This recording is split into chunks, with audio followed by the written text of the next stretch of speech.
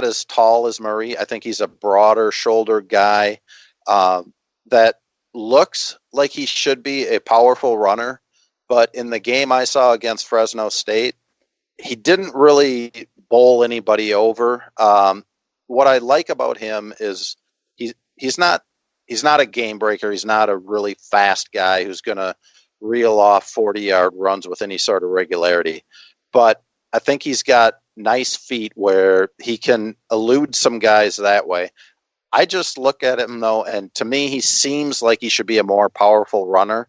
And maybe if he gets his pads down a little bit more and works with the coaching staff on that, he can turn into a short yardage back. And I think that's what they see in him and project in him.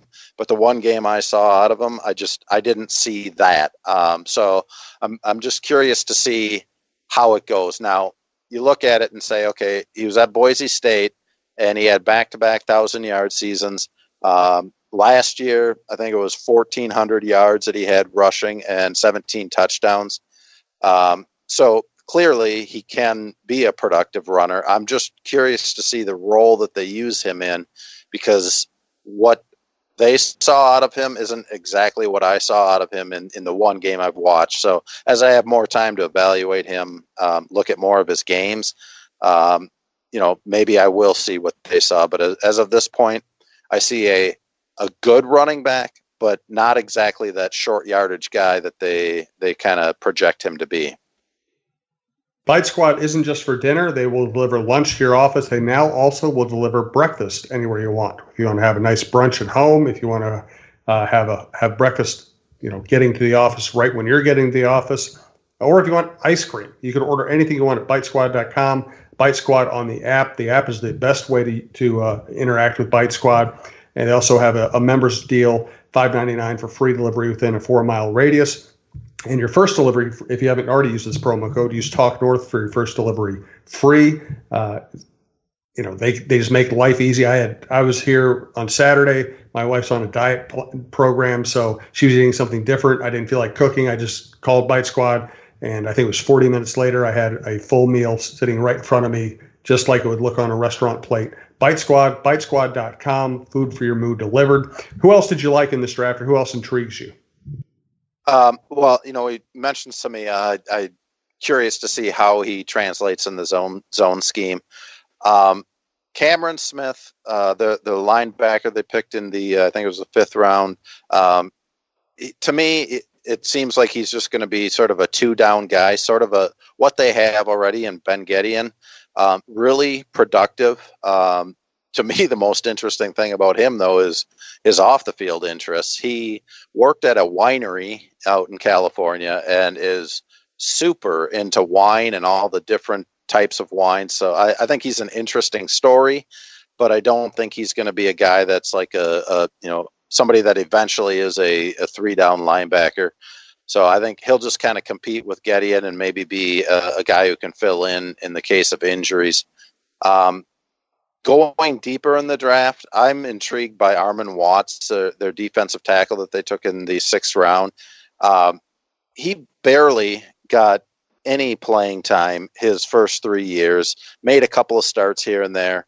But last year with a new coaching staff, all of a sudden he's a full-time starter and comes away with 49 tackles. He had 7 sacks.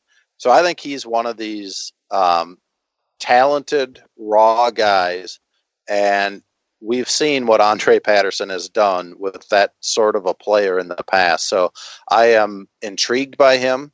I think he is going to be really interesting to watch over the next 2 to 3 years and how he develops. Frankly, I was surprised that they didn't go with a 3-technique defensive tackle earlier in the draft, because I think that is a need for them. But afterwards, Rick Spielman talked about how good Jalen Holmes has looked in this offseason, where they think he's come in better shape, and I think they're expecting big things for him. So that's one of those things where, although you go into the draft and you say, oh yeah, that's definitely a need for the Vikings, we haven't had a chance to see what some of these guys did in the offseason, especially the younger guys, with the chance to have a year or two under their belt where they kind of know what's expected of them and how to work out, and they get their first or second full off season, where it's not just, hey, we're preparing for the draft and we're doing all this, but you're not really working at your position. So I'm curious to see what Jalen Holmes looks like. The other one that stood out to me was Chris Boyd, the cornerback that they took in the I think it was the 7th round, their first pick in the 7th round. He's another guy that kind of came on late last 2 years at Texas, and I think he's one of these that also has a pretty good skill set that the Vikings can work with. Was teammates with Holton Hill in college. I think they are also very close friends. So, with Hill starting the season on a 4-game suspension, Mike Hughes coming off of injury, maybe Chris Boyd can find some spot contributing roles early in the season.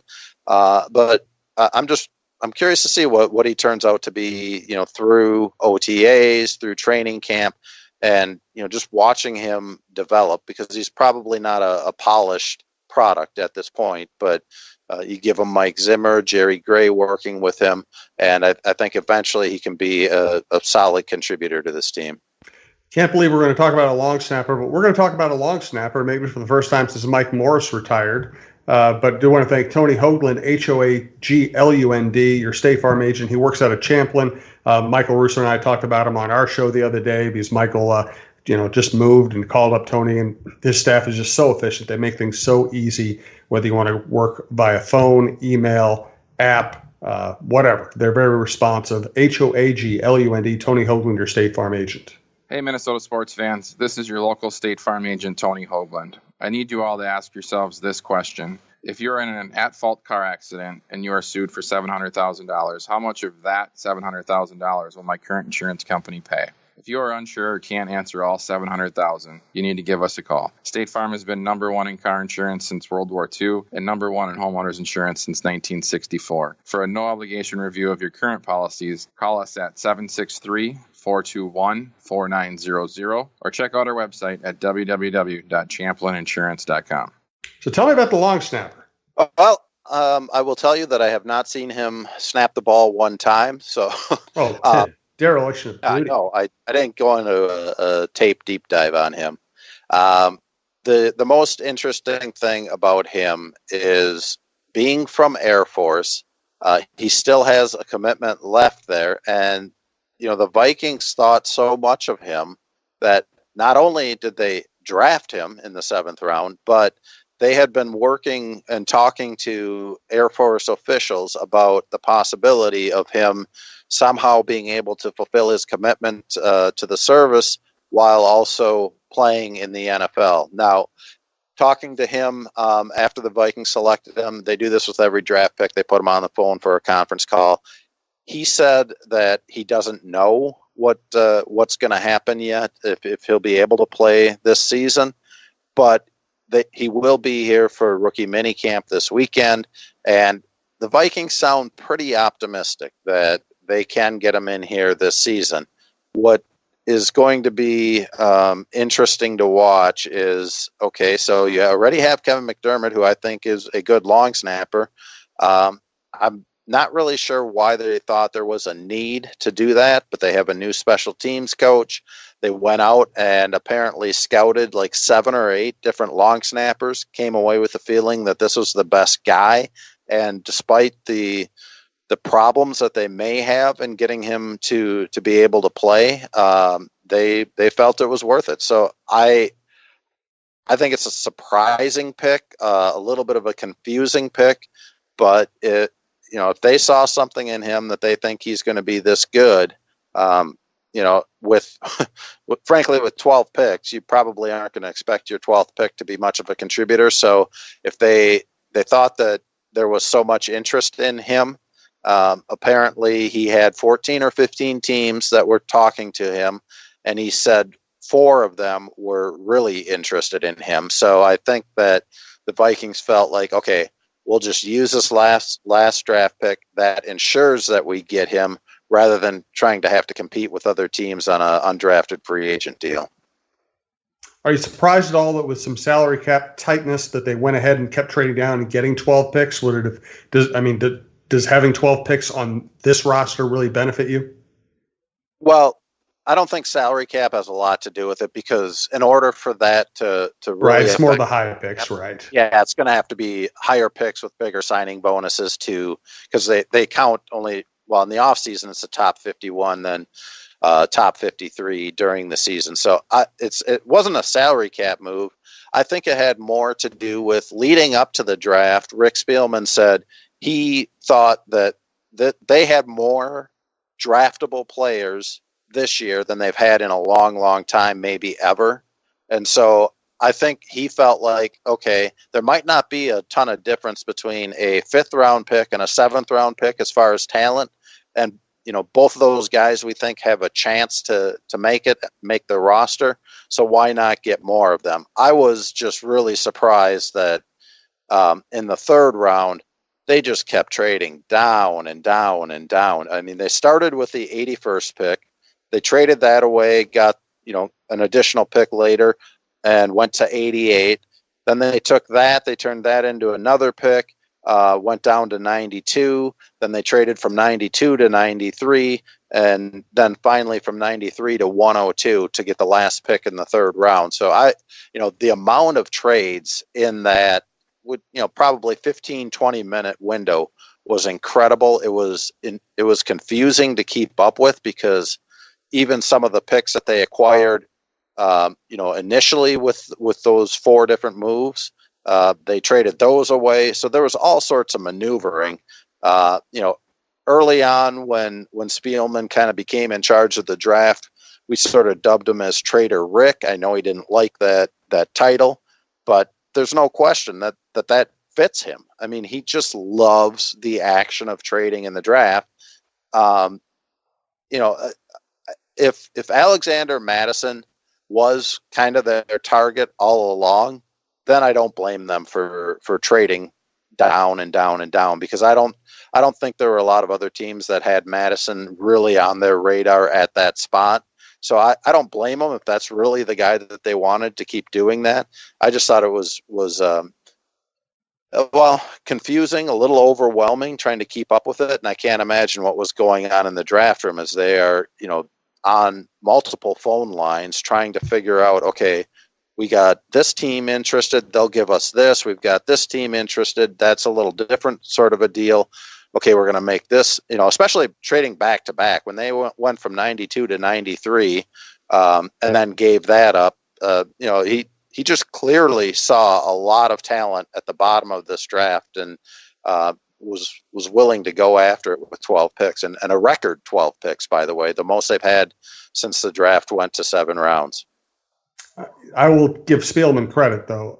The one thing we know about him is he's hyper organized and hyper prepared. I think when you are hyper organized and hyper prepared, it makes those kind of deals fairly easy, because you know exactly what you're looking for and exactly where you're willing to move. Let's wrap up the show by talking about quarterbacks, everybody's favorite subject. Once again, thanks to Twill in Edina Galleria, beautiful place to shop. Tony Hoaglund, your State Farm agent, working out of Champlin, and Bitesquad.com. Jake Browning. What should we think of Jake Browning and their urgency to get him?